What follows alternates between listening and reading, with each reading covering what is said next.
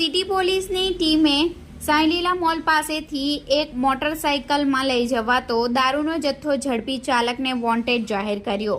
તારીખ 22 ઓગસ્ટ ગુરુવારના રોજ 5:30 કલાકે નોંધાયેલી ફરિયાદની આજરોજ શુક્રવારના મળતી માહિતી મુજબ વલસાડ સિટી પોલીસની ટીમ પોલીસ મથક હદ વિસ્તારમાં પેટ્રોલિંગ કરી રહી હતી, જે દરમિયાન ખાનગી રાહે બાતમી મળી હતી કે એક મોટરસાઇકલ નંબર GJ21DA7976 નો ચાલક દમણથી દારૂ ભરી પારનેરા ઓવરબ્રિજ થઈ નવસારી તરફ જવાનો છે, જે બાતમીના આધારે સિટી પોલીસની ટીમે રેલવે ઓવરબ્રિજ પર વોચ ગોઠવી હતી। દરમિયાન મોટરસાઇકલનો ચાલક આવતા પોલીસની ટીમે ચાલકને ઊભી રાખવા માટે ઇશારો કર્યો હતો, જો કે પોલીસને જોઈ ચાલકે મોટરસાઇકલ હંકારી મૂકી હતી।